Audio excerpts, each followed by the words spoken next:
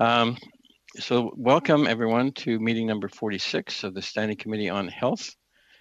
We're meeting today pursuant to a request under Standing Order 106 sub 4 by at least 4 members of the committee to discuss a request, in this case, to undertake a study on the state of long-term care in Canada. And we will go firstly to Ms. O'Connell to move her motion. And Ms. O'Connell, please go ahead. Thank you, Mr. Chair, committee members. I think it's obviously quite important to have this discussion here today. So I'm going to speak about the motion that all Liberal members supported having the debate here. So I want to start by saying, you know, it's unfortunate that here we are in the calendar session and as the Health Committee during you know, the greatest pandemic of our time, certainly with the greatest impact that we saw across this country in long-term care. And, you know, the need to study this as a committee is crucially important. This was something that Liberal members had identified as their next study of choice in the rotation with the agreed upon motion. But unfortunately, that changed on May 28th when there was a change in the scheduling of issues. However, I think the commitment, certainly from Liberal members, and I'm sure there are others maybe we'll hear today, but the commitment to get back to the study of long-term care is incredibly important.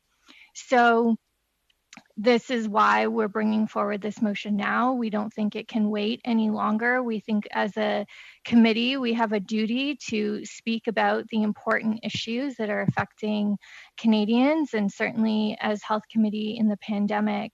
It's also very timely, as we've seen, I think just today, the Quebec coroner's inquest preliminary, or the details were coming out in the media now.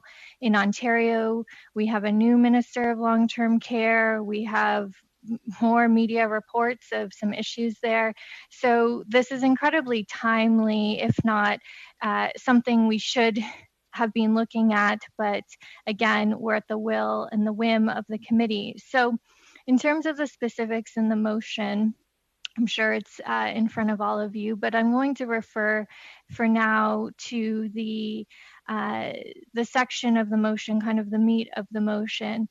So in this motion, I'll just read it for the record, that the Standing Committee on Health undertake a study for no less than 4 meetings consisting of no less than 2 hours per meeting for the purpose of calling subject matter witnesses on the state of long-term care in Canada, that the committee's area of study include, but not limited to, A, consulting broadly and completing an analysis of steps that need to be taken to ensure that residents in long-term care facilities receive the quality of care that they deserve, with a specific focus on proper pandemic planning and the creation of standards.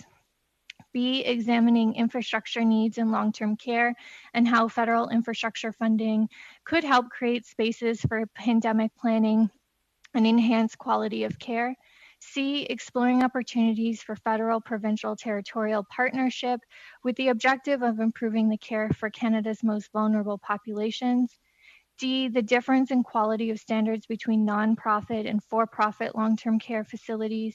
And E, examining workplace conditions, including wages, infrastructure, qualifications, and paid sick leave.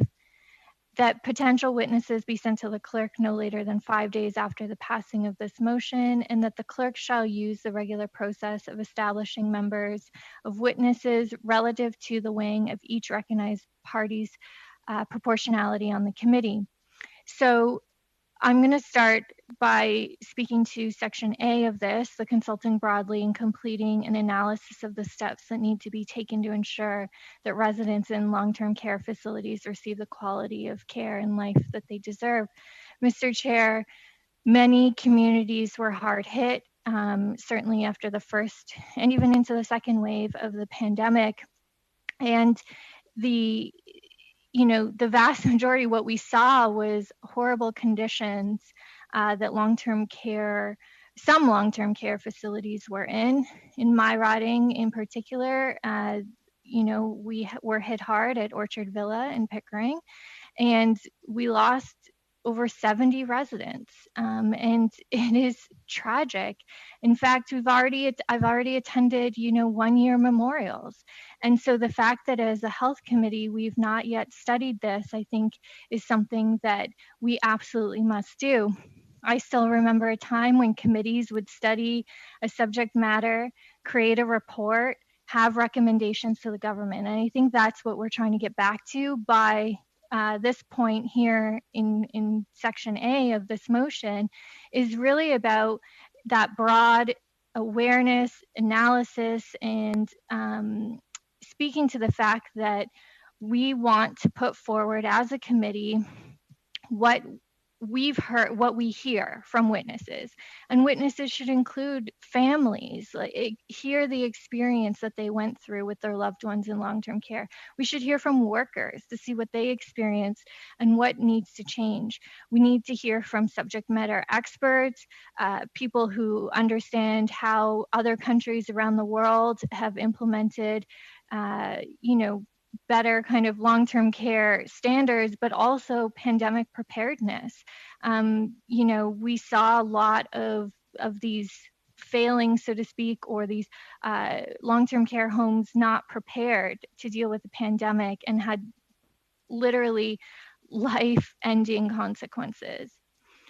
So the second piece I'm going to speak about is, or section B, is examining infrastructure needs in long-term care. I think this is crucially important and, again, very timely. In Ontario, I can speak to this point, is that at the time that this happened, we realized, or many were saying, that a lot of these long-term care homes don't even have air conditioning. And in the heat and in these waves, people were dying not just from COVID, but from malnutrition or dehydration. And one of the calls, I know before the pandemic hit, one of the calls was for proper air conditioning, proper ventilation. Again, these are basic pandemic preparedness. And at the time, our Premier Ford, said that every building, every long-term care home would have air conditioning and not a single new one would be built without it. Well, it turns out, just in the news, I think last week or maybe the week before, but it turns out that Ontario never actually changed those regulations. And there are new long-term care homes being built in this province right now without air conditioning. And so, again, I understand that it's provincial jurisdiction, but as a health committee, we need to hear about these things. We need to hear best practices, make recommendations to the government, so that when they are engaging in these, these discussions with provinces and territories, we can say, look, this is what we heard. This is a group of people or advocates or families who have shared their experience, and this is maybe a standard that we think should be across the board. If you get into section C, exploring opportunities for federal, provincial, territorial partnerships. Again, I kind of spoke to that in section B, just in terms of we need to hear from a wide variety of witnesses in order to have these conversations with the provincial and territorial partners at the table, so we can say exactly what we're hearing. We can, as a committee, like I said, make recommendations. This shouldn't come as any surprise for a committee. Certainly, our government has committed already to the issue of long-term care and creating national standards. There was already $1 billion in the fall economic statement, and then $3 billion in budget 2021. And so I think it's incredibly important that as the health committee that we say something about this. Now, in my previous committee, which was finance, this process to have a committee report is incredibly important. And I'm going to compare it to how we would do things, for example, for the budget. The government, the Minister of Finance, would always call or open up public consultation for the budget coming up, whatever year that was in. They would always open it up online and do round tables, and that would be driven through the Ministry of Finance and the Minister of Finance's office. At the same time, there would be, outside groups, for example, that would be also putting together their budget recommendations. And then the Finance Committee themselves would also start a consultation process. So why do I bring this up? It's because there is nothing wrong. In fact, I would say it's imperative that as a committee, we actually have our we do our own independent study. Committees are independent, and we do our own independent study with all parties have the opportunity to bring the witnesses that they feel. Monsieur le Président. Sorry, Mr. Chair. There's a problem with the translation. There's a lot of echoes.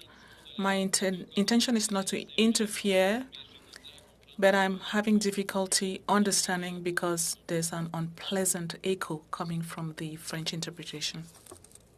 Merci, monsieur. Thank you, sir. Could the clerk...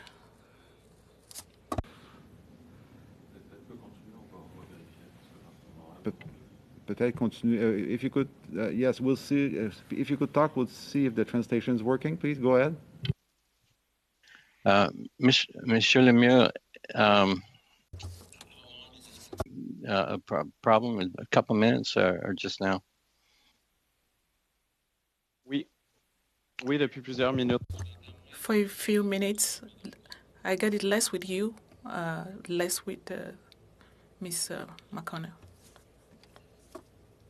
I'll ask Ms. McConnell to check her mic boom and maybe back up a couple paragraphs so that Mr. Lemire has the opportunity to hear all of your argument. So go ahead, please. Thank you, Mr. Chair. Is the echo still coming through? Is it my headset, or is it perhaps the interpretation booth? Test. Ça semble bien, Monsieur le Président. Seems to be working well, Mr. Chair. Thank you.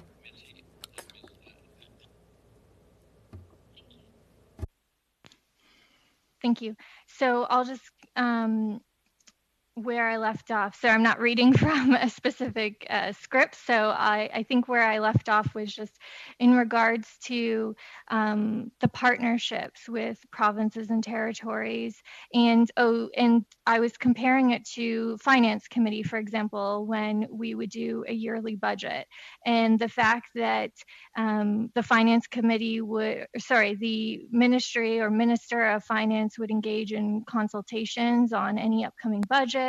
Then there would be, independent kind of outside external, might be a Chamber of Commerce, for example, might do consultations with their members and then feed it up into the consultation process at one particular stage. And then the Finance Committee themselves would do their own pre-budget consultations. In fact, they are mandated to do so, but the Finance Committee in particular, for example, would set the scope. Point d'ordre, Monsieur le Président. Sorry, Mr. Chair. The echo is continuing, so maybe we need to move on to the next person, and afterwards we'll come back to Madam McConnell.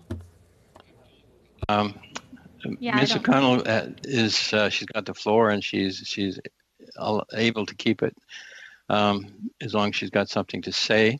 Perhaps we should suspend and check the sound again. Mr. Should Chair, be good could now. You check the... Should be good. Okay.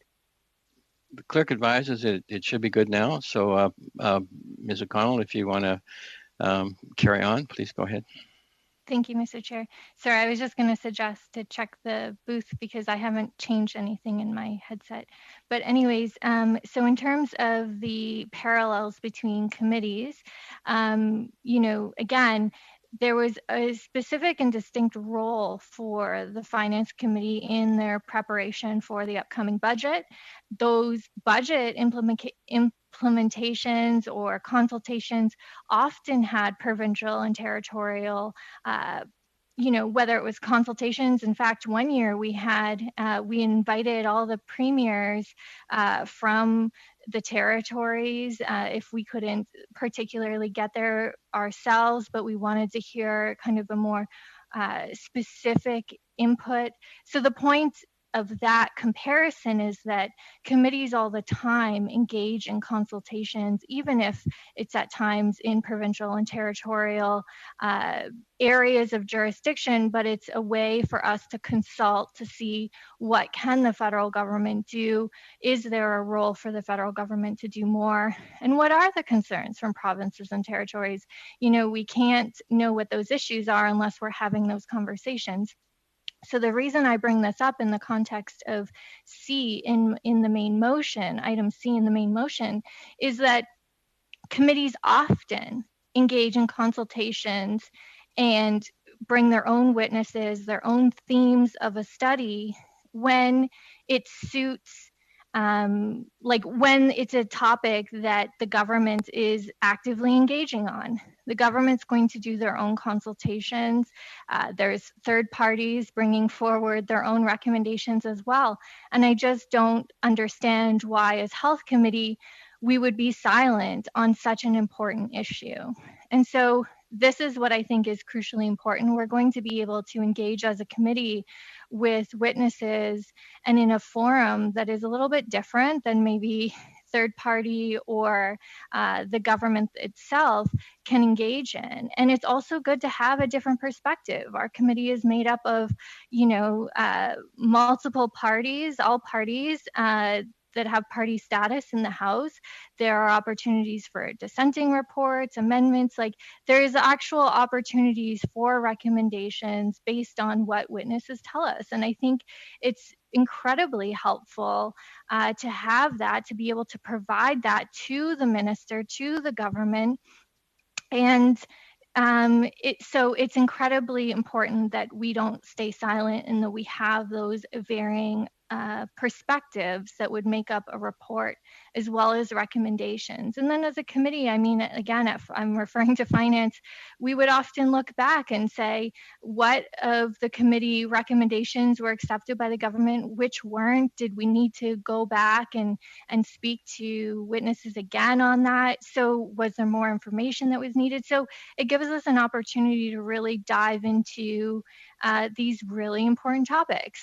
So that is, like I said, it doesn't stop our committee, even in the section referring to federal, provincial, territorial partnerships. It doesn't stop us from having those conversations. Where are areas of agreement? Where are areas of disagreement? Are there jurisdictional questions? Sure, let's bring all of those witnesses together.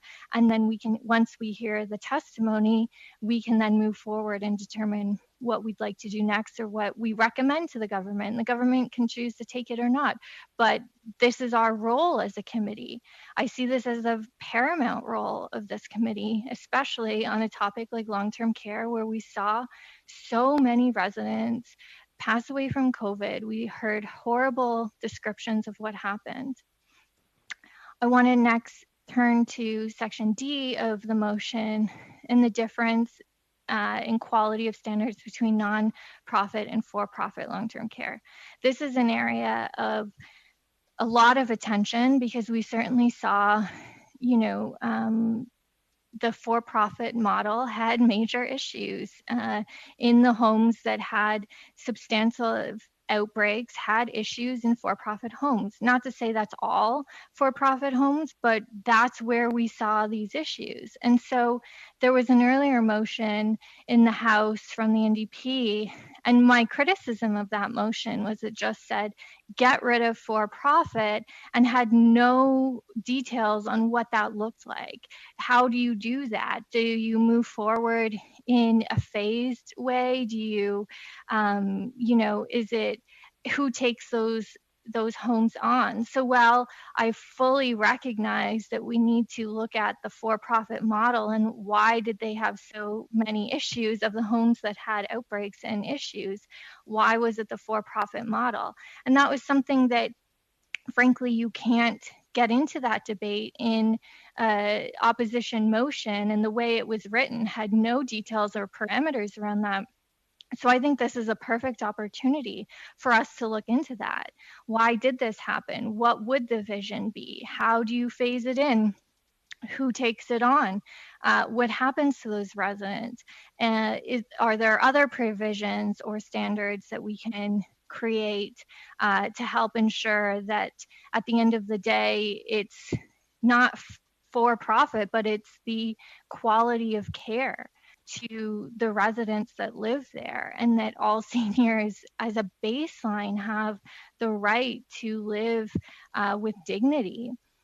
And then in the last part in E, examining workplace conditions, including wages, infrastructure, qualifications, and paid sick leave.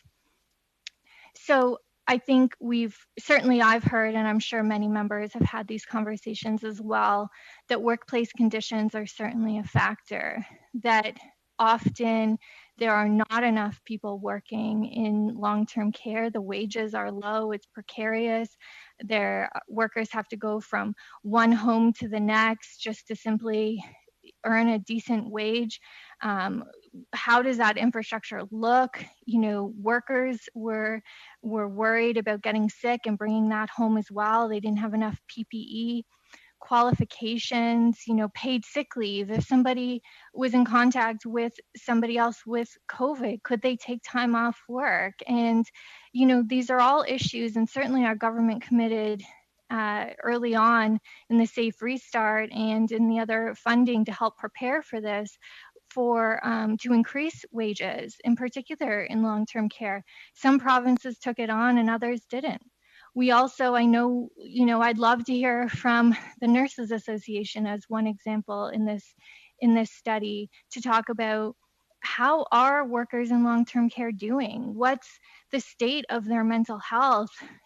Are we going to be in a workforce shortage? How do we encourage and how do we train workers in a way that provides a good wage and not the horrific conditions that we saw throughout this pandemic?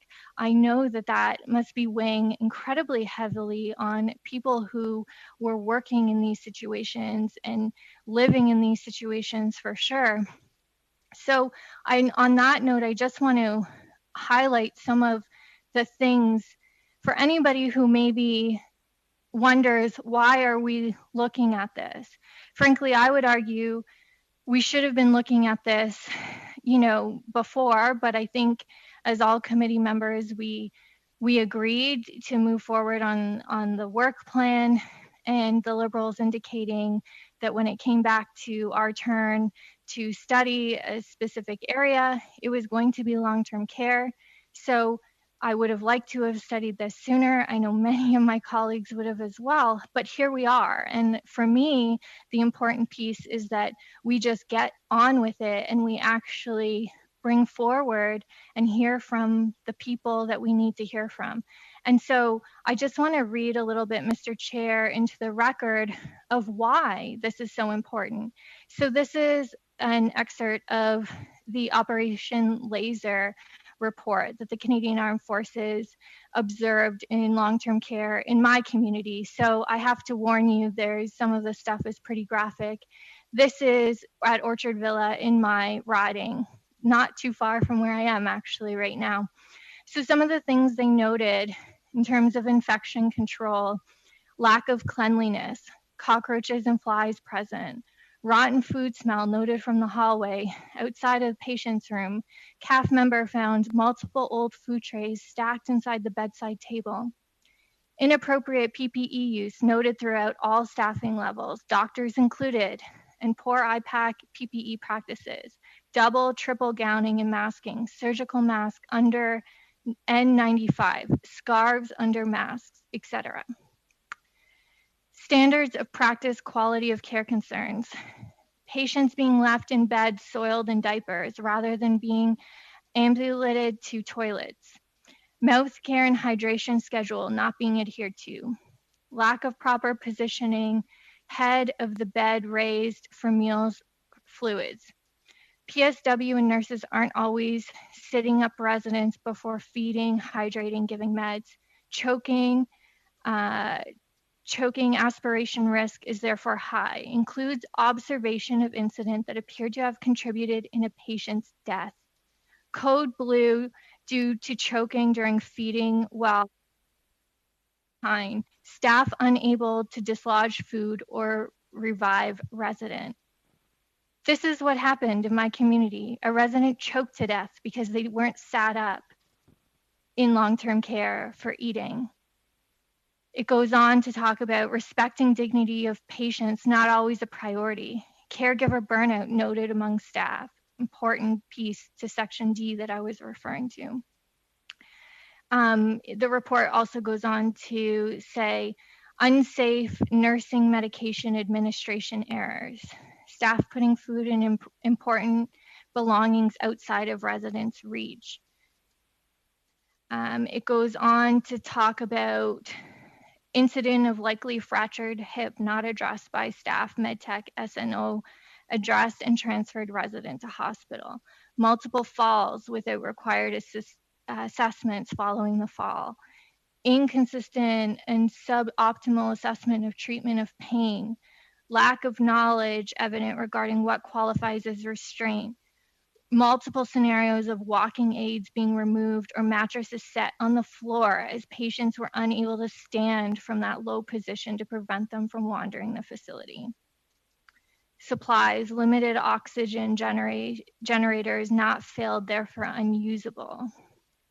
Limited and inaccessible wound care supplies. Found one working section locked in basement storage room. Remainder of section units not functional. Last battery check was in 2014. Oxygen concentrators not easily accessible. Patients were sleeping on bare mattresses because of lack of access to laundry, linens, poor access to soaker pads. So it goes on. Obviously, this is, a reminder for family members who had their loved ones in facilities like this. I don't think I need to continue to read on, but I can. But I think the point is, when you hear of that, that's just one home. That's just one home in my riding that had those conditions. And I know there are other members that are going to speak on this motion. But when you think about that, and when you hear that, when you hear those conditions, how could anyone today not support, as parliamentarians and on the health committee, not support doing a study, calling witnesses, hearing from families, seeing what they witnessed, what their loved ones went through, workers who were completely overworked and saw conditions that at times they couldn't even help, and what that must mean for them. How do we make sure that workers aren't put in this situation ever again? How do we make sure that family members aren't reading about the conditions, their loved ones being soaked in diapers and covered in cockroaches?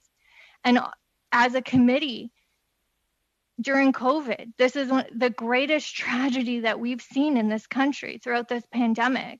And as a committee, as parliamentarians, we have an absolute responsibility, not even a right, I would say a responsibility to look into this, to make to hear from people, to hear from families, to hear from workers, to hear from experts, and to make recommendations to the government so that this never happens again. The government has already committed to permanent changes and national standards. Why, as a health committee, with all of our respective backgrounds and input on this subject, why would we not want to make recommendations on what those standards should be? Why would we not want to have our voices heard, our constituents represented, and these witnesses that we could call as health committee? So, Mr. Chair, I can go on and on and on about this, but I think the point is this. This is, like I said, an enormous tragedy in our country. we have a duty and a responsibility as parliamentarians to provide a voice to the voiceless. And through this study, we will be able to bring and hear those witnesses. And then as a committee, our duty is to make sure that we do everything we can to write a report, to make recommendations, to make sure that what we hear is reflected in the government's deliberation, in the government's work with provinces and territories, because it absolutely has to be done in partnership. But we have that opportunity as a health committee to bring forward what we feel should be done, and to make sure that our constituents and the constituents across this country in regard to long-term care are absolutely heard and reflected in our report. So, Mr. Chair, maybe I'll leave it there for now and go on, but do I need to just technically say, and do you want me to reread the motion into the record, or that I've moved it now? You can do as you wish. You could just say to the committee that you moved the motion as read, if you wish. Sure. Well, since I did start off by reading it, I'll do it that way, Mr. Chair, that I move the motion as read. Thank you, Ms. O'Connell. We'll go now to Ms. Sidhu. Ms. Sidhu, go ahead, please. Thank you, Mr. Chair. I think this is a very, very important motion, and I hope the other members of the committee will support it. As many of you know, my riding of Brampton South has been impacted by the pandemic.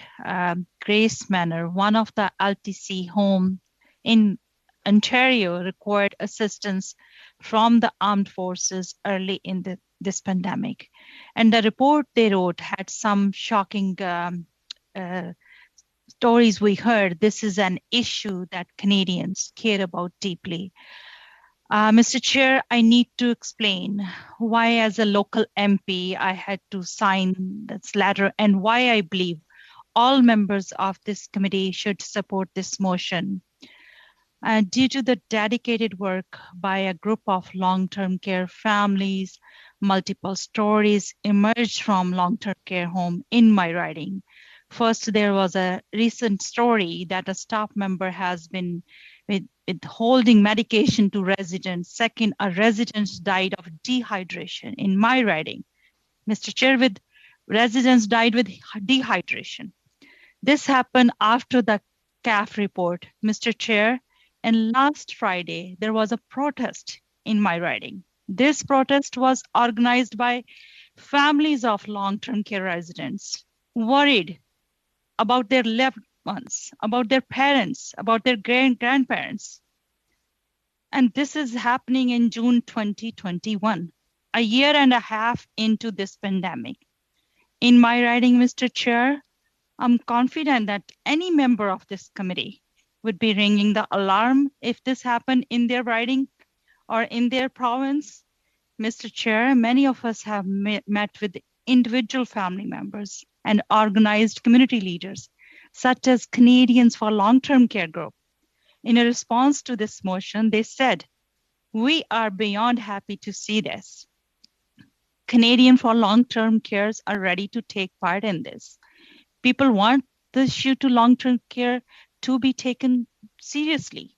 And I want to share that maybe the single most important reason why this committee needs to undertake this study as the next priority, according to the National Institute of Aging's COVID case tracker, residents of long-term care homes accounted for only 4% of the positive cases in Ontario, but 42% of COVID-19 deaths in the province have been among the residents of long-term care homes. Nationwide, it is 59%, despite only counting the 6% of the positive test cases. Mr. Chair, this is a shocking figure. When the majority of deaths have a clear commonality, it is important that we investigate that as a part of the COVID study. The seniors and other residents of these homes are among the most vulnerable Canadians, and the provincial government have a duty of care to them, which was grossly neglected during this pandemic. Mr. Chair, our senior did not just build this country, they defended it too. Generations to brave Canadians from all walks of life have stepped forward to serve and sacrifice for our country. Hundreds of thousands have fought and many continue to serve. So we may have a responsibility. COVID-19 pandemic and divorce has disproportionately affected them, particularly those living in long-term care facilities. Some seniors spend prolonged period alone and separated from their families and communities. We heard stories, Mr. Speaker, where families cannot see the members and they cannot speak languages and they are so vulnerable. Many sad stories are there. And public health measures meant many seniors needed to rely on friends, families, or community services for access to groceries and medicine. During the first wave of the pandemic, 1 in 3 long-term care homes across Canada faced an outbreak situation. They simply were not prepared for a severe outbreak of a virus like this. And there is an extent to which this is understandable.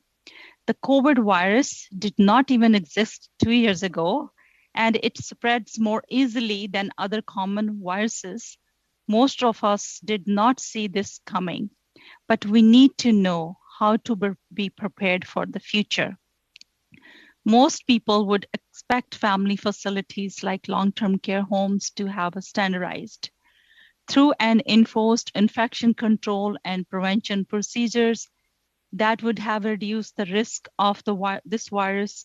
And this was clearly not the case. Much has been said about the labor practices of the industry, with personal support workers having to combine part-time shifts at multiple homes and working conditions which do not encourage them to stick around. I have met with many representatives of the PSW professionals, and these have been regularly issues for morale and stability in the field. They have also told me about the impact of the pandemic on staff. It has been widely acknowledged in Ontario that the problems in our long-term care go back decades. However, even decisions shortly before the pandemic began, the provincial government in Ontario made cuts to long-term care and healthcare services in its budgets, which led to decreased facility inspections and issues with the staffing across the province. We can all hope that the pandemic has been the wake-up call that will finally lead to short and long-term improvements in long-term care homes. But we need a roadmap. And after the tragedies we have seen, Canadians want the federal government to be there and work with the provinces and territories on what is their jurisdiction. I have received hundreds of emails from my constituents asking for that. Many calls I'm getting right now. There has been much discussion about public versus private non-profit versus for-profit homes. In Ontario, for-profit homes had significantly more deaths than public ones. And some parties have proposed eliminating for-profit homes entirely. However, not all provinces have had this experience, and this discrepancy between death rates between these models is less significant. The pros and cons of each models are something that we should hear testimony on. We need to study this. I know that there are people who may think that the federal government has no role in this issue, particularly in Quebec. I mentioned earlier that 59% of Canada's COVID deaths have been in long-term care, but 72% have been in Quebec, by far the most of any province or territory. That is why from the beginning, we have been working with all provinces and territories, including Quebec and Ontario. My colleague, Ms. O'Connell, referred to today's article in CBC about the results of the inquiry into Quebec's situation in long-term care during the first wave. I read in a few minutes ago, Mr. Chair, and I was shocked.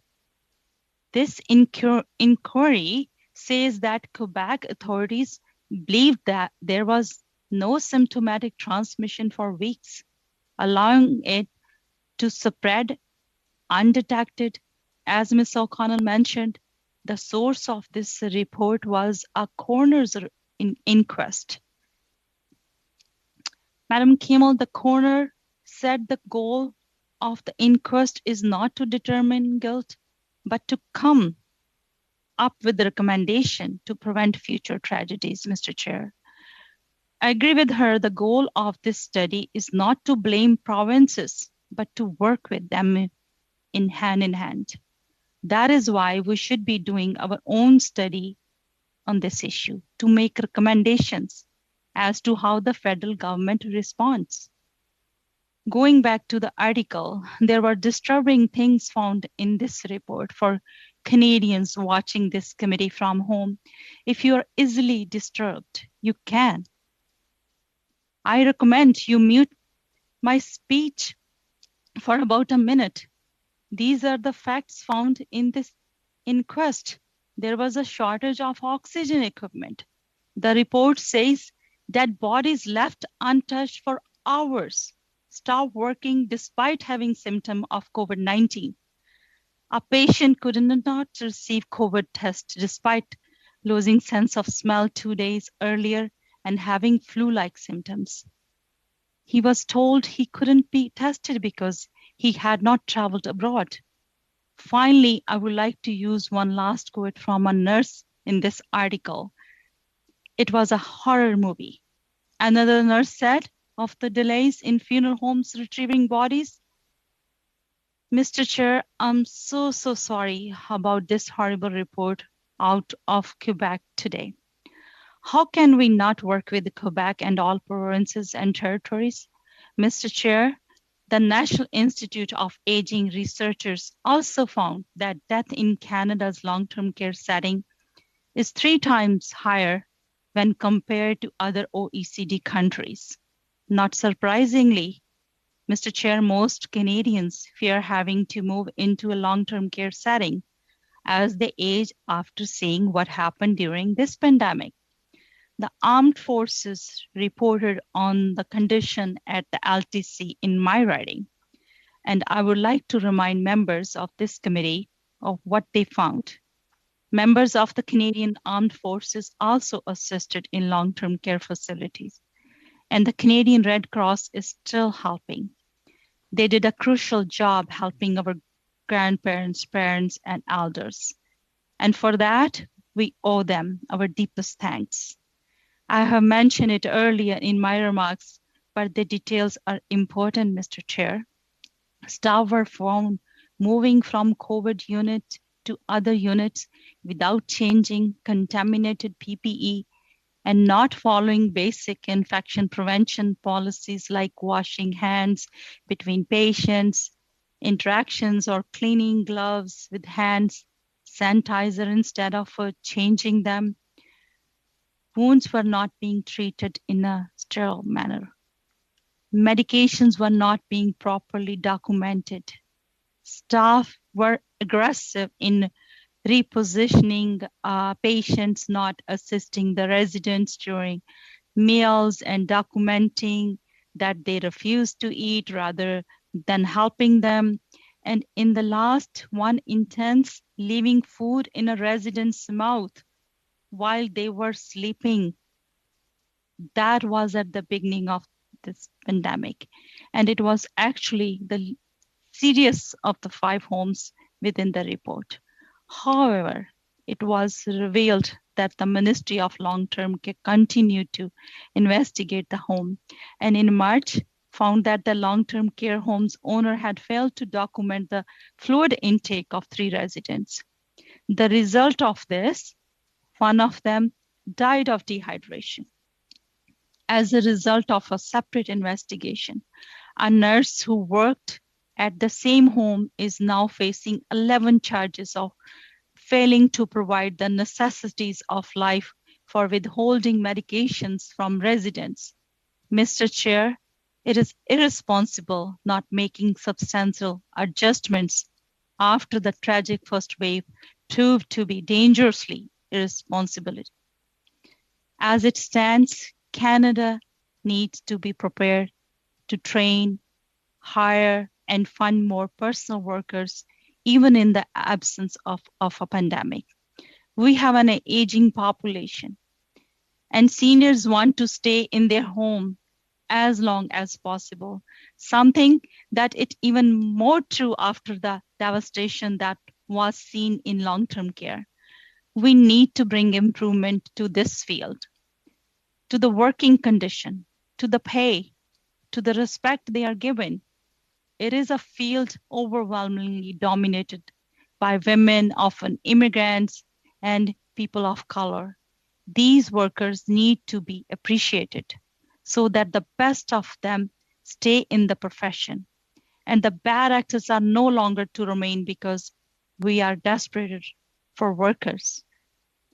Another home in the CAF report was Eatonville Care Center in Etobicoke.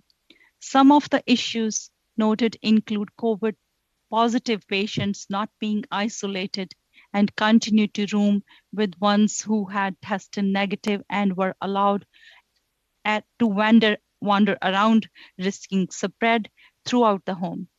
There was a general culture to fear to use supplies, including basic PPE, because they cost money. The report was described severely understaffed during the day, leading to patients not having the proper support and the morale and well-being of the staff being at risk. There were nearly a dozen fungal infections from improperly used catheters and gross non-adherence to some recurring orders, such as regularly checking vital signs on turning patients. In some cases, using the excuse that it may wake patients. They also noted abusive and aggressive behavior and degrading or inappropriate comments directed at residents, as well as inaccurate reporting to the patients' families regarding their status on things like feeding, pain levels, and general conditions. At Hawthorne Place Care Center in North York, there was little to no disinfection had been done prior to CAF arriving, with significant gross fecal contaminations being noted in numerous patient rooms. There was a significant shortage of RNs, especially on weekends. There was a significant deterioration of cleanliness standards throughout long-term care, and staff reported that some residents had not been bathed or for several weeks, forceful feeding, and hydration was observed, dehydration, causing adult choking and aspiration. And there was a noted incident of a catheter being in place 3 weeks beyond the scheduled change date. We also need to examine different ways that provincial government have responded to the crisis in these homes. In Ontario, the people were promised an iron around long-term care homes after the devastation of the first wave, but no substantive improvement materialized.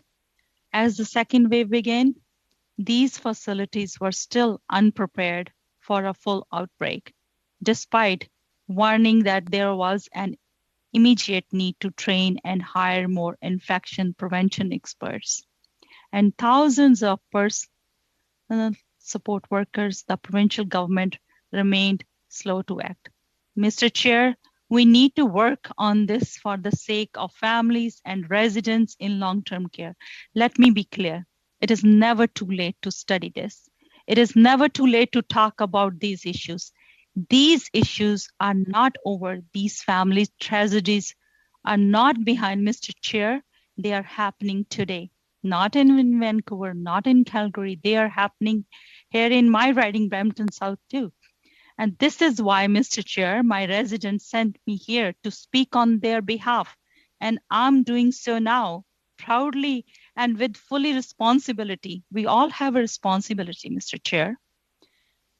Mr. Chair, I would like now to speak about our government's record for awareness of members of this committee. And Canadian who are watching, our position is clear. Those living in long-term care deserve safe and quality care.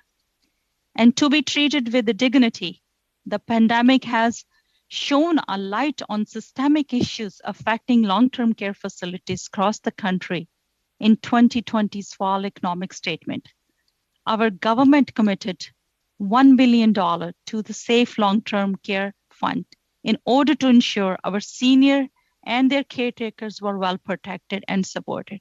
Not only that, but in budget 2021. We have invested in $3 billion to ensure standard across the nation for long-term care. For a sense of what budget 2021 includes for Canada's seniors, Mr. Chair, I will list a few.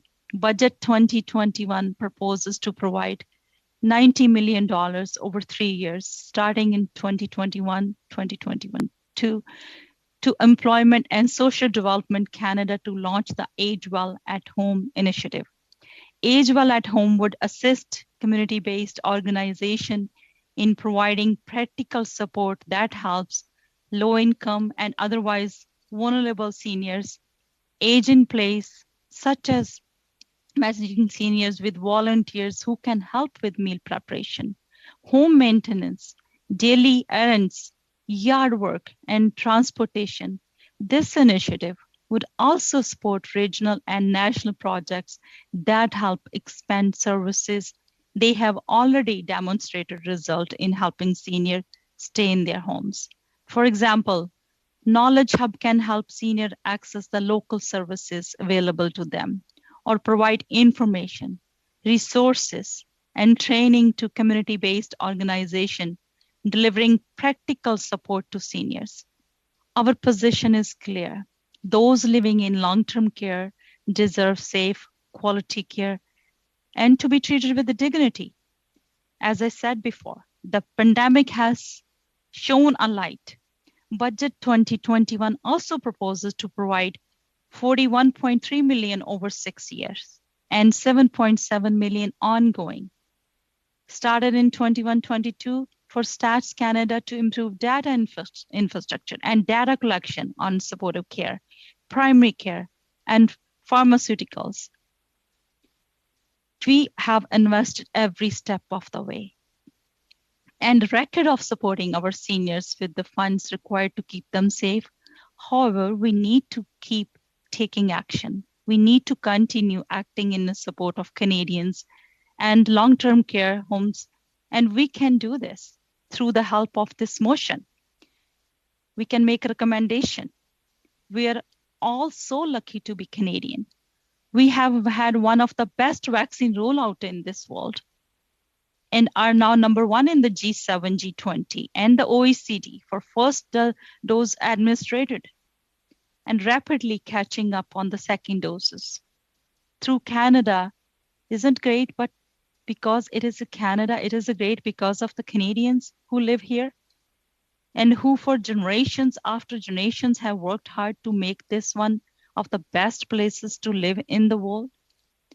From all over the world, hardworking individuals who wanted only the best for themselves, their families, and their communities made their way to Canada and they built this country.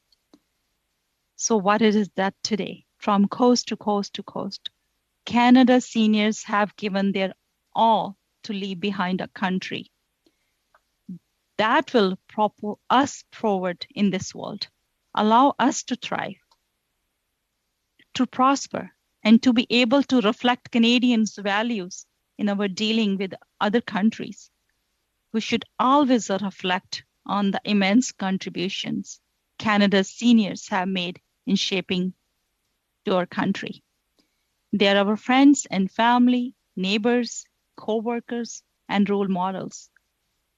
They have laid the foundation for a better life for millions of Canadians.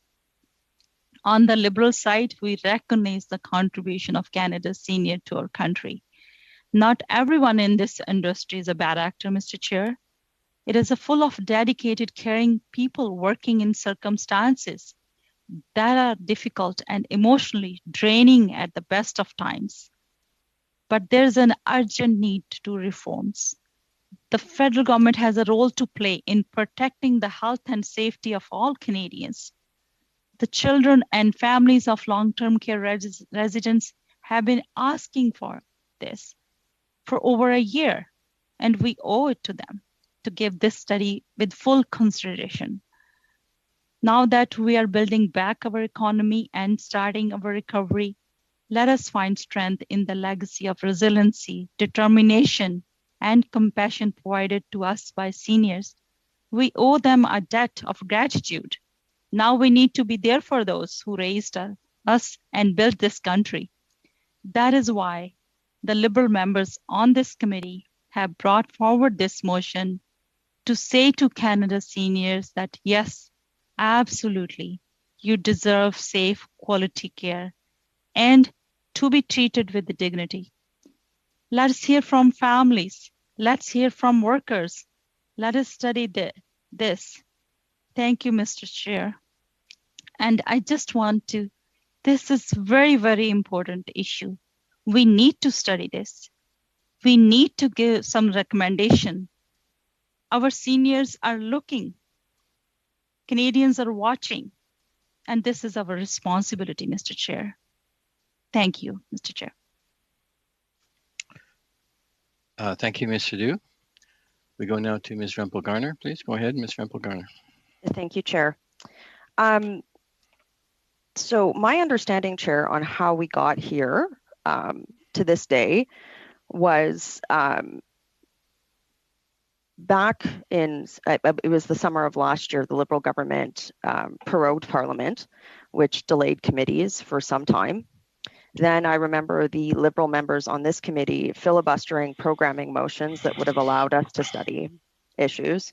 So what that meant is it took several meetings and actually a House order to get the Health Committee into an agenda. Then we had to use additional procedure to get the agenda set for the last several meetings of the committee, which included studying the government's COVID response, including long-term care, and I'll get to that in a second. And there were several meetings of filibuster with the Liberals here as well. So my understanding, Chair, is that Liberal members on this committee have actually utilized the tactic of filibuster to waste, I would say, several meetings that we could have been looking at other issues. And it's been opposition members that have had to actually use House motions to compel the committee to do its work. So it's been a very frustrating year for me. And so where we were today, Chair, was that we had actually passed a programming motion for the last several meetings, as you are aware. And the Liberals had an opportunity through that their filibusters of that motion, as well as that motion, to amend and include other options. They did not raise the issue of long-term care at that point in time. So I'm just a little puzzled as to why. I'm not puzzled. I know why we're here today. And I think actually it was my my colleague, Don, Mr. Davies. I just noticed that he put out a little statement that I kind of want to read into the record very briefly here, because I think it sums it up. The Liberals misusing the appalling conditions in long-term care as a political ploy is a slap in the face to all seniors, all in seniors care. We don't need more study. The problems are crystal clear and families need action. Liberal rhetoric and refusal to act cost lives. So what happened was, Chair, my understanding is that we had this meeting set today, and this meeting, there's actually a notice of meeting that went out to have the law clerk and other commissioners come to the committee to look at the fact that there is a probable case of contempt of the government refusing to provide unredacted documents as ordered by the House of Commons to this committee for review. We had the Deputy Minister of Procurement come before committee and confirm that the government did not provide unredacted documents to the law clerk.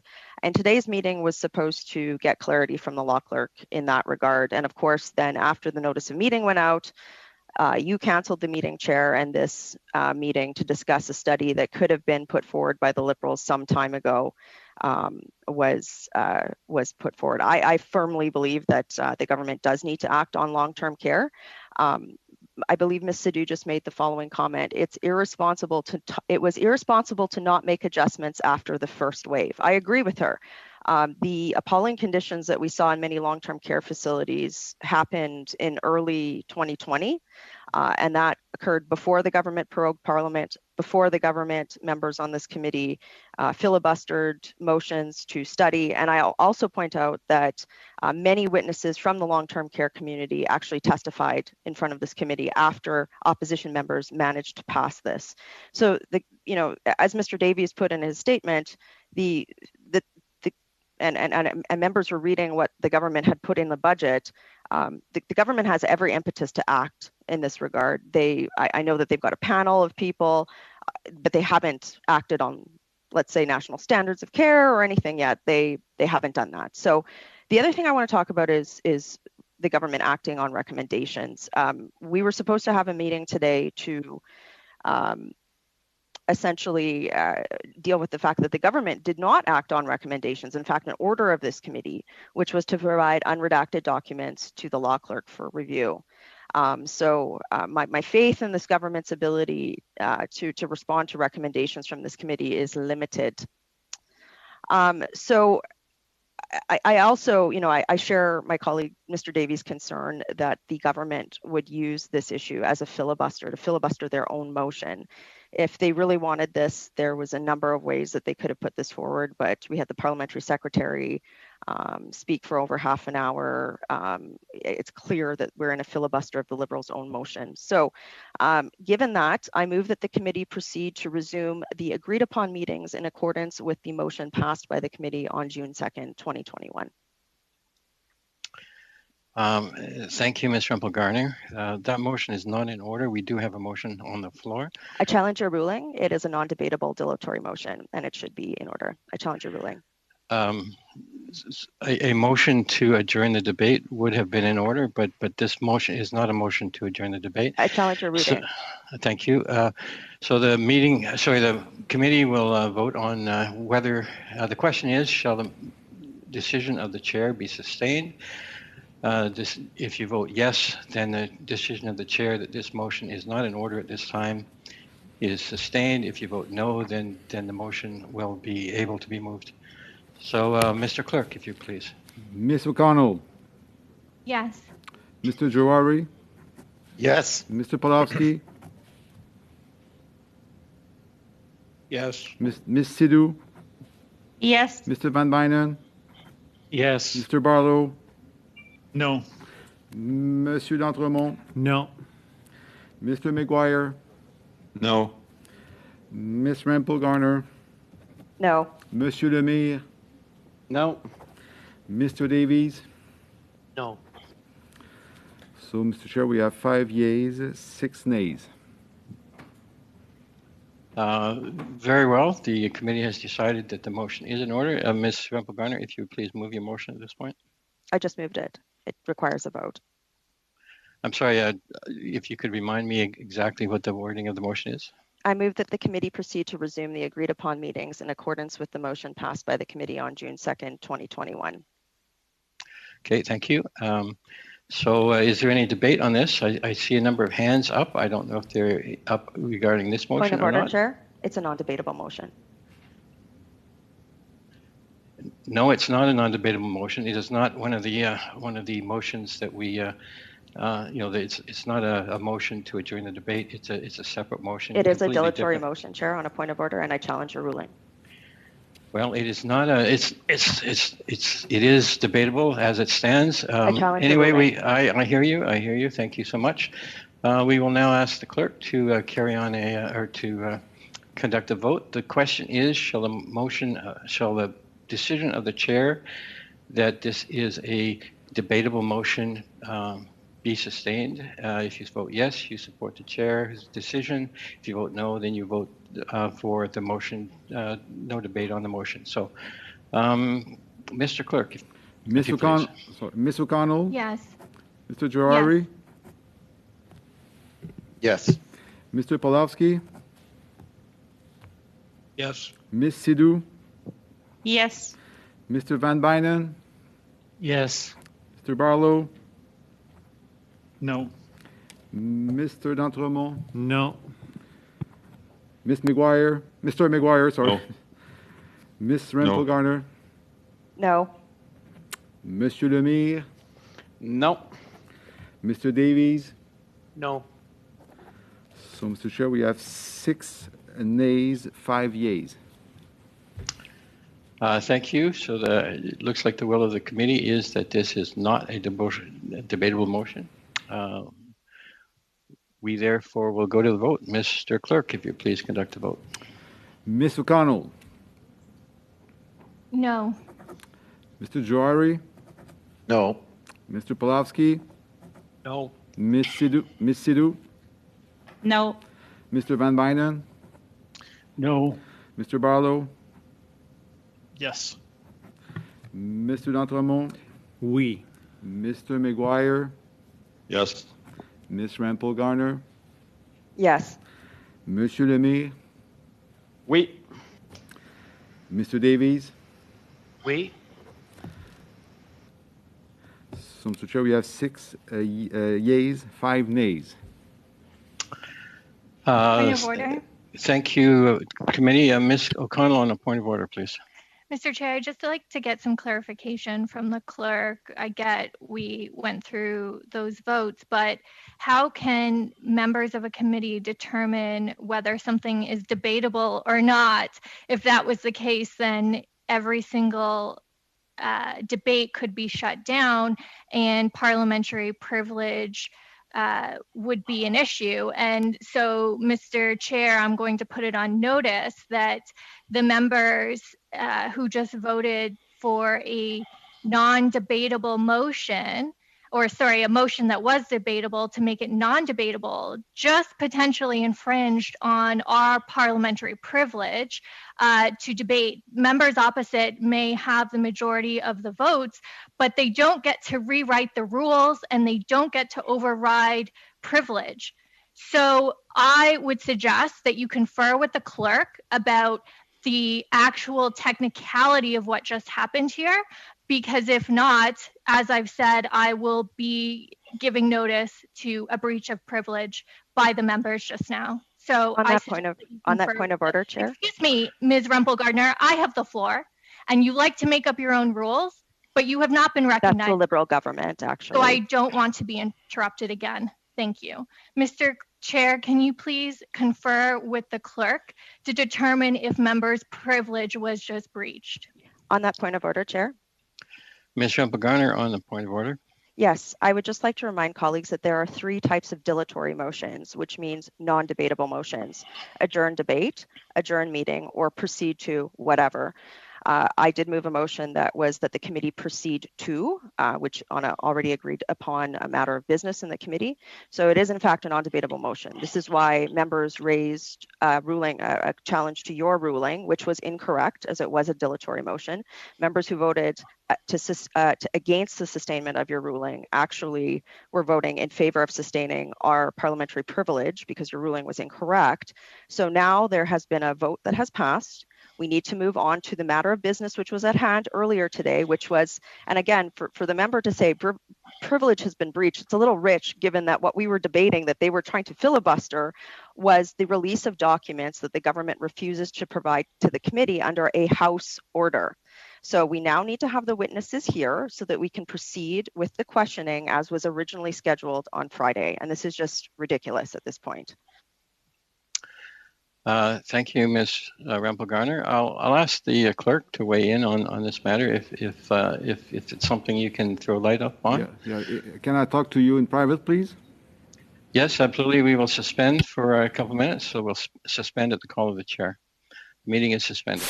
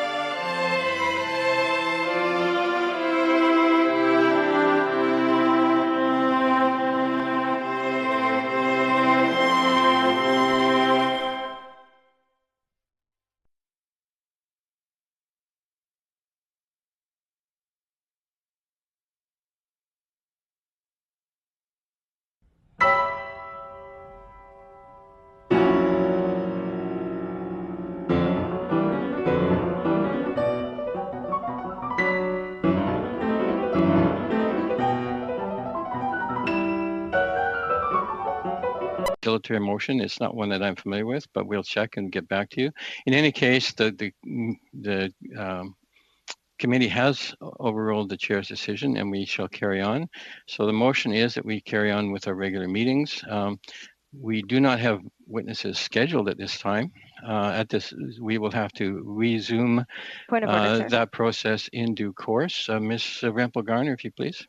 I did check with the law clerk, and the law clerk has said that he would be available at this time, so he is waiting.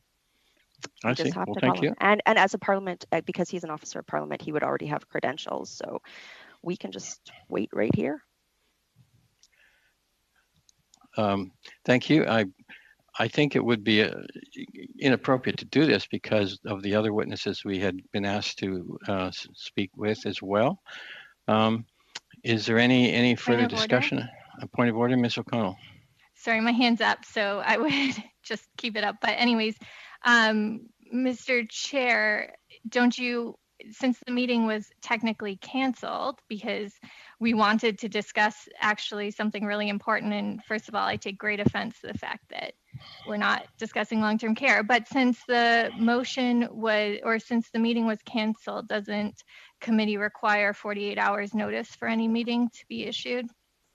And so there's no notice given or an agenda. So how would members of the public, I get that the Conservatives and backed up by the opposition members want to just hold meetings, but we actually live in a democracy where you must, demonstrate to the public the business of these meetings. So is there not a requirement for notice to be given and an agenda and other witnesses to be provided? On that point of order, Chair. Thank you, Mr. Connell. Ms. Rempel-Garner on a point of order. We are actually in a meeting right now, so the notice of this meeting was given to the public. So therefore, we are in session. The motion that we just moved gave direction to what the next item of business would be on the committee agenda. So, and I would also point out that you did give notice to the witnesses to be prepared for Monday. The notice of meeting, as originally scheduled, went out on Friday. So it is in order to proceed and have witnesses appear who are ready and waiting, I might add. So any further continued delay on the part of the Liberals is essentially, it's what I said earlier, I would argue, which is they are trying to avoid accountability on this issue of covering up documents.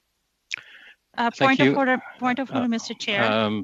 Thank you, Ms. Rempel-Garner. Ms. Sidhu on the same point of order. Mr. Chair, on the point of order, Mr. O'Connell just raised, I just delivered the rationale for studying, and there's a protest is going in my writing. Like other members are not thinking this is an important issue, and that I gave a rationale. I delivered that speech to give my all rationale. Long-term care in my writing, it's a very, very important issue. And events in long-term care in my writing happened, like, as I said, that it's happening now. I know there's a point of order, Mr. Chair. This is not responsive at all to the matter before the committee. You have to intervene, Mr. Chair. You can't let a member go on talking about a rationale for long-term care. The issue before this committee right now is we have a motion just passed to proceed to the previous meeting. That's what we should be doing. You can't continue to entertain such dramatically irrelevant talk as is coming from Ms. Sidhu right now. Thank you, Mr. Davies. So, Ms. Sidhu, just point of clarification, Mr. Chair. I don't know what happened. Like Ms. O'Connell moved a motion, so I just want to ask the members. So this is not an important issue. So I would like to know what happened to the motion. So we have moved for long-term care. We all want to study long-term care to give the recommendation. It's a burning issue in my writing. Debate, I Mr. want Chair. to Debate, Mr. Chair. Thank you, Mr. Barlow. Mr. Chair, I have a point of order. Thank you, Mr. Barlow. Thank you, Ms. Sidhu. Ms. Sidhu, the motion is, I'm unsure. I think the motion is basically tabled until we raise it again. And was it Mr. Barlow who had another point of order? No, it's me, Mr. Chair, Matt Johari. Mr. Johari, go ahead. Yeah, I seek your advice. If by moving the 106.1064, was the meeting that was originally scheduled, was it canceled? And if it's that meeting canceled, what is the clerk and what is the procedures called for when we want to move into a new motion and a new study. I would seek your guidance on that. On that point of order, Chair. Just hang on a minute. Thank you, Mr. Jahari. Yes, the meeting formally scheduled for this time slot was canceled, and this was raised in its stead. This meeting does not have any witnesses invited to it. Ms. Rempel-Garner, go ahead, please. Chair, we're now wasting time. As I've said earlier, this meeting was called. We are in a meeting right now. We used appropriate procedure to move to another order of business, and the witnesses are standing by. Any further attempts by the Liberals to continue to obstruct that, I think, is a breach of the rest of the members' privilege. We need to proceed. Point of order. There's no other Mr. Chair, procedure well. here.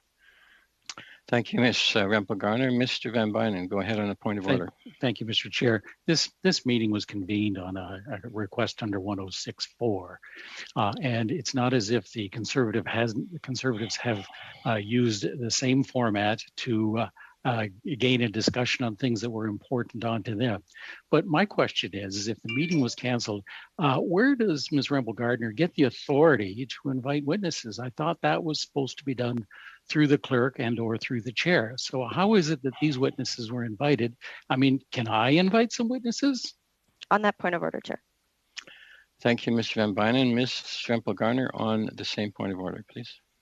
Well, we are in a meeting right now. So to my colleagues who aren't aware of that, we're in a duly constituted meeting that is being broadcast to the public. We used appropriate procedure to proceed to another order of business, which specified what the order of business was, and the witnesses are ready to proceed. I can't help that the Liberals are worse at procedure than I am. This is all immaterial. We need to proceed. Point of order. Thank you, Ms. Rempel-Garner. I mean, the members are entitled to raise points of order. Ms. O'Connell, go ahead on a point of order. Thanks, Mr. Chair. It's not my problem that the Conservatives, Bloc, and NDP don't care about what happened in long-term care, but I guess as long as Ms. Rempel-Garner thinks she's better at procedure, then she has a winning day. Sorry, Mr. Chair. Vient de dire est très diffamatoire et on parle d'une compétence. What she said is very highly defamatory. We are talking about provincial. Déjà là, le sujet devrait être effacé. Et en plus, qu'on accuse les libéraux, par les libéraux, le bloc de vouloir protéger l'intérêt des provinces, c'est inacceptable. Monsieur le Maire, please wait till you're recognized. Ms. O'Connell, please go ahead with your point of order, Thank please. you, Mr. Chair. It's unfortunate when the Bloc gets upset when the Conservatives want to challenge our competence when it comes to procedure. So allow me to read from Boscan Gagnon. Quote, to avoid situations where the members of a committee are forced to consider issues without warning, committees usually deem it appropriate to adopt rules on notice for substantive motions. Such notices are normally 24 to 48 hours. So, Mr. Chair, while the members may have procedurally moved ahead. First of all, the Liberal members moved ahead procedurally with an issue and a matter that cared to us. And if they wanted to steamroll the committee and frankly Canadians to not talk about long-term care, that's their procedural prerogative. But the suggestion and the boasting and the gloating to somehow that us caring about long-term care and they completely railroaded us from voting on it and talking about it. The fact that that's a point of pride for them, I think, is frankly disgusting, but that's for them and their voters to deal with.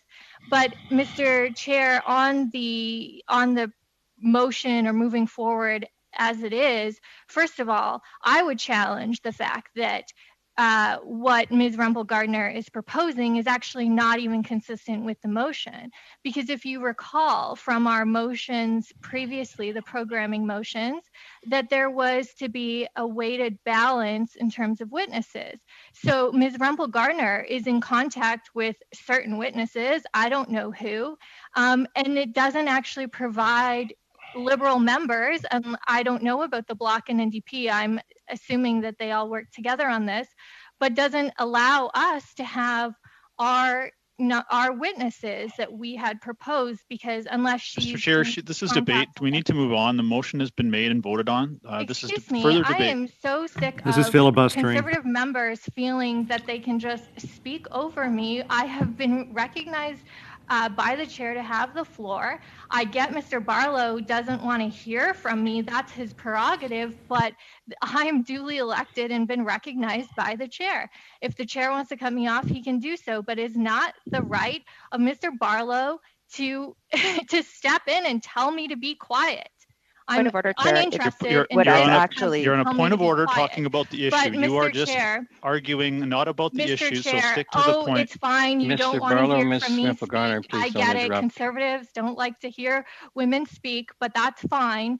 They want to just interrupt I was speaking. me. I'm a woman. So, Mr. Chair, my point on this is that the original motion had conditions in terms of witnesses and each party having that opportunity to bring witnesses forward. So if Ms. Rempel-Garner is simply going to control the witness list, then that's not consistent with what this committee had previously Point of order, agreed Chair. to. Point of order on that point of order, Chair. Thank you, Ms. Rempel-Garner. Thank you, Ms. O'Connell. Go ahead, Ms. Rempel-Garner. And I'm just about ready to rule on this, so Thank go you. ahead. The witnesses were actually prescribed by the programming motion that was referenced in my dilatory motion. So I would argue Ms. O'Connell is wrong. And I would also argue that continued attempts by the Liberals to raise points of order on this are filibustering to waste time so that the witnesses can't come here and that the Liberals can't be held accountable for producing documents. Thank you, Ms. Rempel-Garner. Mr. Lemire, did you have a point of order? I want to recall something. If we are talking about breaching rules, we must also respect jurisdictions. And the motion that was initially proposed wasn't respecting jurisdictions. Mr. Chair, you should have considered this as being inadmissible when we talk about standards in long-term care facilities. Thank you. Thank you, Mr. Lemire. Point of order. Mr. Van Bynen, go ahead. Yeah, my understanding is that a 48 hours notice, which is interpreted as 2 nights, shall be required for any substitute motion or substantive motion, to be considered by committee. And unless the substantive motion relates directly to the business then under consideration, provided that 1, the notice is filed by the clerk of the committee no later than 4 p.m. from Monday to Friday. Point of order, Chair. It was not a substantive motion. It was a dilatory motion. Ms. Rempel-Garner, time is being wasted. Ms. Rempel-Garner, please do not interrupt Mr. Van Bynen. I do not interrupt you, Ms. Rempel-Garner, so I would appreciate the same courtesy. So the motion be distributed to members in both official languages by the clerk on the same day that said notice is transmitted, if it was received no later than the deadline hour, and that 3 notices received after the deadline hour or non-business days be deemed to have been received during the next business day, and that the committee is if the committee is traveling. Point of order, Mr. Chair.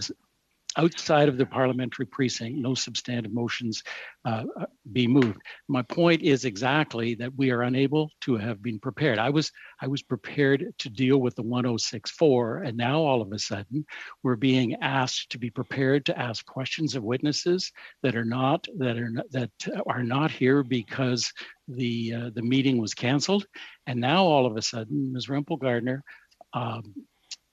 takes on the role of the clerk and or of the chair and takes it upon herself to invite other witnesses for which I am denied the opportunity to prepare my questions and to pursue the line of questioning that's appropriate for what it should be. At this point, I think if we want to talk about democracy, this procedural gymnastics is defeating the democracy that we very hard worked for. On that point of order, Chair, since my name Thank you, Mr. Van Bynen. We have Mr. Maguire first. Mr. Maguire on a point of order. No, I'll allow Ms. Rempel-Garner to go ahead. Ms. Rempel-Garner on the same point of order, please. Thank you. What the member read was for substantive motions. The motion that was passed was a dilatory motion. Members need to be prepared for dilatory motions. Members also need to be prepared to do anything that happens at committee. Again, I can't help if Liberal members are not prepared for committee. We are prepared for committee and we need the witnesses here. We are wasting time, which is, I'm sure, the Liberals' objective, but the witnesses are prepared to testify. They should be here now. Please rule. Point of order, Chair. I'm sorry, who's Mr. Jahawi, was that your point of order? Go ahead on a point of order. Can we invite witnesses when we are dealing with the dilatory motion? If the dilatory motion is passed and that was not in the agenda for the topic, and the witnesses are coming, can actually the fact that we are doing a dilatory motion invite witnesses or have witnesses participate? Point of order, Mr. Chair. Mr. McGuire, go ahead on the These decisions have already been made by the votes that we've held earlier, so I'd ask you to move forward. Thank you, Mr. McGuire. I'll ask the clerk to read Ms. Rempel-Garner's motion that was just passed, if you could. Yes, that's just a second.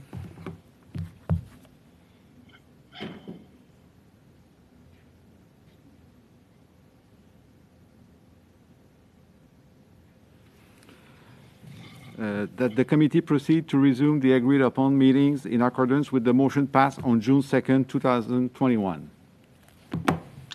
Okay, thank you. So I will rule on this now. So the motion calls for us to resume the agreed upon meetings. So I'm prepared to talk to the House Administration and see if we can get another slot and schedule that meeting if we can. But that is not about adding business to this meeting. It's resume the meetings, and I do believe some notice is appropriate. So therefore, I will say we will we'll try and schedule a meeting as soon as possible. And if there is no further points of order, if there's no further business. Well, point of order, Chair. Mr. Chair, I'd like to speak. Go ahead, Don. Mr. Davies, go ahead. Thank you. Well, I have to tell you that I've been in Parliament for 13 years, and there are a few times when I have been extraordinarily disappointed. And that generally happens not on a substantive issue, but it's when parliamentarians abuse the process and engage in disingenuousness. And that's exactly what's happened here. And I need to state this for the record, that for anybody watching this, to try to cut through the cant, the misinformation, the feigned outrage, the cynicism that I have seen expressed by the Liberals today is a new low for me. Let's just review what had happened. About a month ago, we put a motion before this committee to determine what the last 6 meetings of this committee would be, with specific witnesses for each of those meetings. We debated those. We passed them. And then what happened? The Liberals filibustered. And you know why they filibustered? Because they wanted one thing. They wanted to give the chair some flexibility in which order those meetings were, not to change them. Every single member of this committee, with the exception of perhaps Mr. Jahawi, who I understand is not on this committee, every one of us got notice of what this meeting would be today. Last week, we were to hear from the law clerk and from the clerk of the Privy Council on the issue of documents. For anybody in this committee to try to, with a straight face, look into a camera and say that they weren't prepared for the meeting today because they weren't aware of what was going to happen is simply disingenuous beyond belief. Now, I'll tell you something else. That meeting that was supposed to happen today, that basically was a result of every single person. That motion I spoke of was passed unanimously. Ms. O'Connell voted for it. Mr. Van Bynen voted for it, for what those last meetings would be. At the last minute, and the meeting for today, by the way, was scheduled last week. We got notice of it. Late Friday afternoon, Ms. O'Connell puts in a motion for a 106. And Mr. Chair, I must for the record express my extreme displeasure with you. You have not once ever scheduled a 106 meeting on the next business day. Not once. A section 106 has to be scheduled within a prescribed time. That 106 meeting came after the meeting that was supposed to be held today, which is to hear from the law clerk and to hear from the clerk of the Privy Council. And you took it upon yourself, Mr. Chair, to bump that meeting unilaterally and instead substitute a 106 meeting that easily could have been scheduled tomorrow or Wednesday. And we all know what's going on here, and Canadians should know that Liberals are filibustering this meeting today, and they're doing so to avoid this committee holding the government accountable for their refusal and failure to abide by a House order to produce documents as committee. And today we were supposed to hear from two witnesses, the clerk of the Privy Council and the law clerk, whose job it is to ensure that the supremacy of Parliament's will is carried out. And I have to say, to use long-term care as a political ploy to do so, I think, is a new low in politics. For this, these Liberals move on the last day of the Health Committee before we adjourn from the summer a motion to study long-term care. They have had all year to do that. By the way, long-term care, the conditions in long-term care, the appalling conditions, the ones that Ms. Sidhu quoted from, occurred over a year ago. They were reported in the Canadian Armed Forces report that happened in March, April, and May of 2020. Not a single Liberal member moved a motion to study long-term care. That's how much they cared about that issue. And by the way, we don't need more talk. Who are you kidding? Everybody in the country knows the appalling conditions of long-term care. Everybody in the country knows that what needs to be done. And what do the Liberals want to do? Chat. You want to? That's the Liberal answer to this severe deaths in long-term care is let's have 4 more meetings to talk about it. If this government, the Liberals form the government of Canada in this country, they can do anything they want. They just spent $380 billion, and they can't act on long-term care. If the Liberals were serious about addressing long-term care, they would have done something. They would do something. They wouldn't just talk about it. So I want to say, and by the way, I with great respect to my colleague, Monsieur Lemire, there are significant issues of jurisdiction, which, by the way, the Prime Minister Trudeau trots out extraordinarily selectively.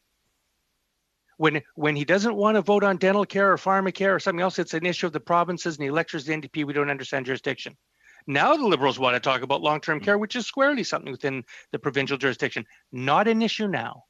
And that's, of course, because they're using this as a political football. And I think that is a shocking and disgusting and appalling disrespect to every senior in long-term care in this country that Liberals would use this issue to try to skirt accountability.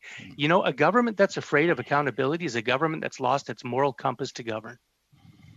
A government that is afraid of transparency, I know why the Liberals are nervous, because they know that they're in square violation of an order of the House. The very same contempt that brought down the Harper government over the Afghan detainee issue that the Liberals voted for, they're now doing today. They're doing that today. I have the floor, Mr. Chair. I've listened all meeting to a lot of people talk. I have the floor. I have the floor. I have the floor. I am the chair. I am the chair. Hold up here. So I just want to observe that I've given everyone a fair latitude to speak and to debate on this point of order. I think you have made your points very clear. I would just ask you to wrap it up fairly soon because it is gone into debate and the decision has been made. So please. Well, I will wrap it up, and I'll wrap it up this way, that every single member of this committee knows that this meeting today was supposed to hear from the law clerk and the clerk of the Privy Council on documents, and everybody in this committee knows that the Liberals filibustered this meeting because they don't want to hear from that, because for that meeting to proceed, it would once again completely reveal that this government is in square violation, in contempt of Parliament, who has validly passed by majority. We talk about democracy by democratic majority. The Liberals may not like it, but by democratic majority to have unredacted documents delivered to the law clerk who would redact according to prescribed criteria and then give that to the Health Committee. And the Liberals refuse to do that. They have withheld 990,000 documents out of 1 million. They have refused to send those documents to the law clerk. They refuse to translate them in violation of official languages legislation. And they are redacting those documents themselves instead of having the law clerk doing it. And they're also doing it to redacting according to criteria beyond the order of the House. Yeah. And that is contempt. And the Liberal members of this committee are showing contempt of the members of this committee as well. Thank you, Mr. Davies. Mr. Chair. Ms. O'Connell, is it? Yes. I'm sorry. Sorry. Go ahead. My hand is already up, but it's still up for this. As a point of order, I think it's important that we respond to the baseless claims that were just made by Mr. Davies. Number one, Mr. Chair, how dare any member of this committee suggest that this is fake outrage? I lost over 70 residents in my community. I'm representing my community that died in long-term care and those that passed across this country. So, Mr. Chair, we can disagree on politics, but how dare any member suggest that this is fake outrage? We have been horrified by this. I and other members, Liberal members on this committee, have spoken at length about this. And so the suggestion that Mr. Davies knows what's in our heads, that he speaks for me, how dare he? How dare he? I am absolutely offended that he would suggest that this is fake. I have been speaking on the record, as have my colleagues, for over a year. Point of order, Chair. So, I'm not sure what the point of order is or excuse me, I'm responding to the diatribe that went on and questioned. But point of order, this our is a matter of intention. debate. So, Mr. Chair, So, in Ms. addition to Garner, that, please hold up. I gave Mr. Davies extraordinary leeway, and I think it's appropriate that we match that with Ms. O'Connell. Go ahead. I challenge thank you, your Mr. ruling. Chair. And so, Mr. Chair, I challenge your ruling. We need to get on to the witnesses. I challenge your ruling. So, Mr. Chair, just to be clear, now members can't be recognized as a point of order if Ms. Rempel Gardner doesn't agree. That's what she's saying here. So members can't raise a point of order. So only members that the Conservatives and their buddies being propped up by the NDP against. No, I want to move on to witnesses. So we're using procedure to do that. Mr. Chair, we brought forward motions even before I was on this committee. HESA members brought forward motions on long-term care. We did again on May 28th. This is debate. And we did again today. Ms. O'Connell has the floor. I gave her latitude. I have an opportunity to raise that as a point of order because misinformation has been said. I challenge your ruling on Thank you, Ms. O'Connell, Mr. McGuire, and Ms. Yeah, Mr. Chair, I challenge your ruling because you're just obviously you may be allowing this debate to go on as points of order until we run out of time and can't get the law clerk here, who is ready and waiting for us. Thank you. The chair controls Mr. Davies speaking. Mr. McGuire, that's ridiculous. So thank you all. Thank you. Ruling has been challenged, Chair. How the chair is ruling on and what, Mr. Davies only spoke because of the chair? Please give me a break. These insults need to stop. Thank you, Ms. O'Connell. The members didn't want to deal with long-term care, and point of order on decorum. Create something that doesn't exist. It's absolutely thank you, Ms. O'Connell. Ms. I'm embarrassed Garner, I'm embarrassed. You have another point of order. I actually just challenge your ruling that this is not debate, so that we can proceed with getting the witnesses. I didn't rule that it's not debate. I said that in point of fairness, because I gave Mr. Davies ample opportunity to make his points, and I know that he's very passionate about those points, that in fairness, it seemed appropriate to let Ms. O'Connell match them. So I haven't made a ruling to be overruled. However, I would respond to Mr. Davies' point. He said that I took it upon myself to schedule this meeting somewhat in defiance of the committee's decision. I should point out that the chair is obligated to call a meeting within 5 days with 2 days notice. And it's not a matter of taking anything on myself. It's a matter of I'm obligated to act on a 106 sub 4. So this being the only meeting that we know about, the only time slot, I had no really choice but to schedule it for that time. I'm quite happy to check into the schedule and see what we can arrange for subsequent meetings. But I would note that the resources of the House are extraordinarily tight right now, and so I couldn't count on having another slot for this meeting for the 106.4. That's why I had to do this now. But Mr. Chair, with respect, when would we have the meeting that was supposed to happen today then? Where was your concern about that? Now we have to have it. My obligation as chair is to fulfill the 106.4, and certainly I shall do my best to try to find another slot for that meeting. Mr. Chair, it's also to implement the will of the committee as expressed in the previous motion. Absolutely, but you certainly made a choice to bump the previously scheduled meeting for the 106. That was your choice. It's not a choice, it's an obligation. The SO 106 sub 4 takes precedence.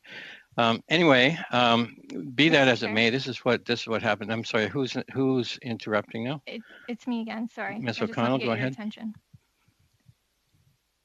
Thank you. Sorry, I just wanted it on the record of all the times that SM members, Liberal members actually brought forward the suggestion to study long-term care.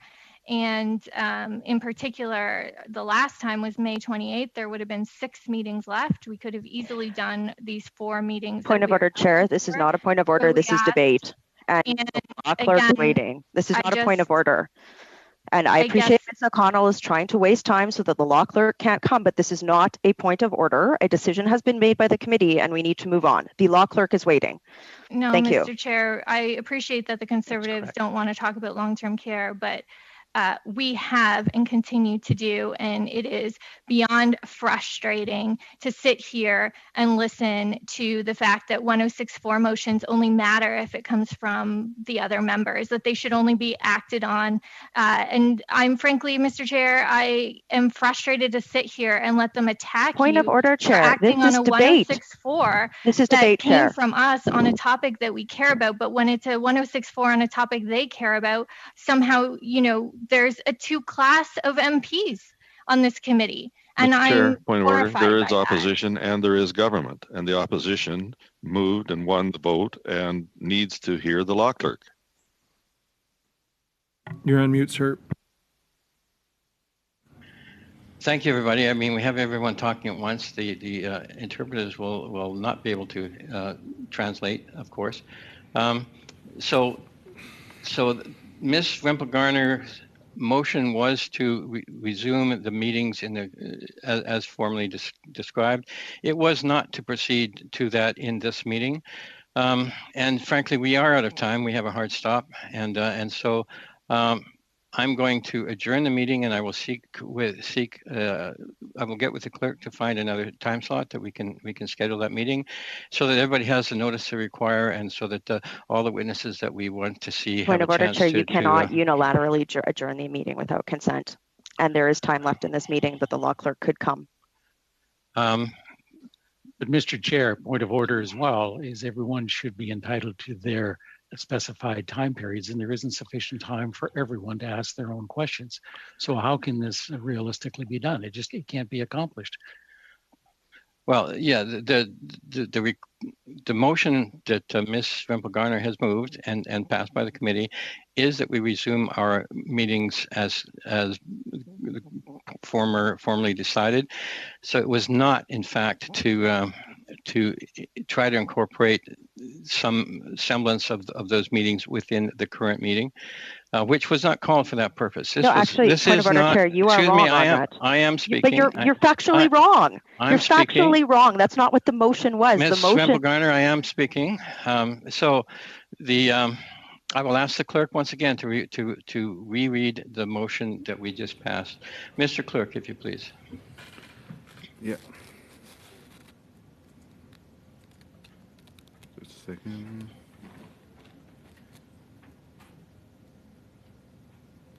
Sorry about that. I cannot find it. Sorry about that. I can read it, Chair. I have it. It was, I move that the committee proceed to resume the agreed upon meetings in accordance with the motion passed by the committee on June 2nd, 2021. That meant now. That's a dilatory motion for this committee meeting. So I get that the Liberals want to waste the time, but you are wrong. You are wrong. You are procedurally, factually wrong. That is not what it said. It says resume the meetings as previously Chair, described. I can't help that you don't know procedure, but you are wrong. And if you are going to rule on this, I will then challenge your ruling, and then we will move on again after wasting half an hour. Rude. But you are wrong. there should be some level of decorum. You can disagree, Yeah. but listen, the personal insults are not needed. I am trying to adhere to the motion as passed. The motion as passed requires that the meetings be continue as formally decided. So that is not this meeting. That is not adding business to this meeting. I challenge your ruling. In 4 meetings, I challenge your ruling. 4 minutes left to go. So that is what it's all about. I challenge your ruling. Sure, go ahead. The decision, the question is, shall the decision of the chair that Ms. Rempel-Garner's motion requires that we resume the meetings, which is not this meeting, shall that be sustained? So if you say yes, then you support the chair. If you say no, then you I'm not sure what will happen, but go ahead. Mr. Clerk, if you please. Ms. O'Connell. Yes. Mr. Jory. Yes. Mr. Polowski. Yes. Ms. Sidhu. Yes. Mr. Van Bynen. Yes. Mr. Barlow. No. Mr. D'Entremont. No. Mr. McGuire. No. Ms. Rempel-Garner. No. Monsieur Lemire. No. Mr. Davies. No. So, Mr. Chair, we have 6 nays, 5 yeas. Thank you, Mr. Clerk. I am at a loss to figure out how we're going to actually accomplish this. We are out of time. We have there is no time to bring the witnesses in, and therefore I will suspend this meeting and we will resume it in due course. So the meeting is suspended until we can arrange appropriate time. Thank you.